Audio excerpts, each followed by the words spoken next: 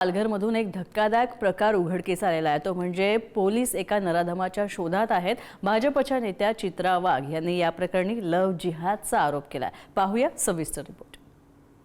जिहाद सारखी एक घटना आज या ठिकाणी झालेली आपल्याला बघायला मिळाली। यामध्ये 22 वर्षाची मुलगी, तिच्या सोबत तर अत्याचार केलाच केला, पण तिच्या सख्या लहान बहिणीवरती सुद्धा अत्याचार केला। पालघरच्या डहाणूतील पटेलपाडा परिसरातून एक खळबळजनक प्रकार समोर आलाय। एका नराधमानं तरुणीशी प्रेम संबंध प्रस्थापित केले आणि त्यावेळी तिचे अश्लील व्हिडिओ तयार केल्याचा आरोप होतोय। इतकंच नाही तर त्या तरुणीच्या बहिणीवर सुद्धा त्या नराधमाची पापी नजर होती। या सगळ्या घटनाक्रमाकडे लव्ह जिहादच्या शंकेनं पाहिलं जातंय।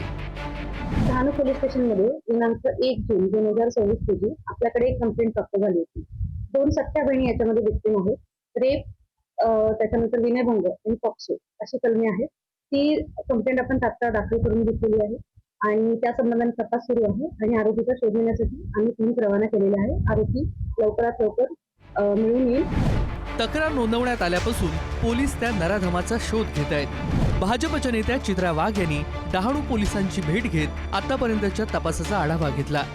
आरोपी विरोधात कठोर कारवाईची मागणी करण्यात आली आहे। आरोपीचं घर बेकायदा असल्याचं समोर आल्यावर बुलडोझर कारवाईची मागणीही त्यांनी केली।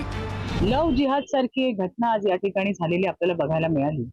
यामध्ये हरामखोराने 22 वर्षाची मुलगी, तिच्या सोबत तर अत्याचार केलाच केला, पण तिच्या सख्या लहान बहिणीवरती सुद्धा अत्याचार केला।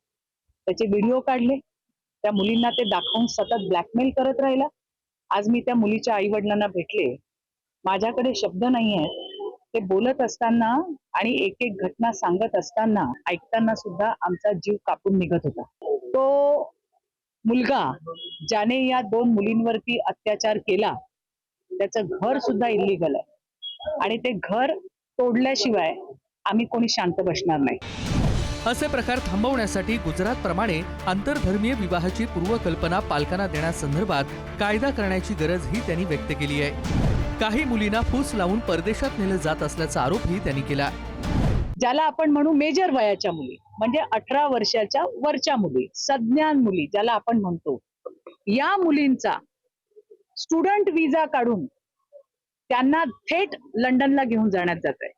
असे 4 परिवार मागच्या अर्ध्या तासामध्ये मला येऊन भेटले। या मुली जैन समाजाच्या आहेत, या मुली मारवाडी समाजाच्या आहेत आणि ज्यांची खाण्याची इथली ऐपत नाहीये अशी हे सगळे जे नेणारी मुलं ती सगळी मुस्लिम आहेत। अशा परिवार ज्यांची इथे खाण्याचे वांदे आहेत, अशा लोकांनी या मुलींचे विजा, स्टुडंट विजा काढलेले आहेत, त्यांचे पैसे भरलेले आहेत, त्यांना लंडनला घेऊन गेलेले आहेत। पालघरच्या या प्रकरणामुळे अनेक चर्चांना उधाण आलंय। त्यामुळे नराधम आरोपीला पोलीस बेड्या कधी ठोकतायत याकडे सर्वांचे लक्ष लागलंय। त्याला कायद्याचा हिंगा दाखवून त्याच्या कुकर्माची कुंडली बाहेर काढतायत हे पाहावं लागणार आहे। पालघरहून जितेंद्र पाटीलसह रशीद इनामदार, पुढारी न्यूज।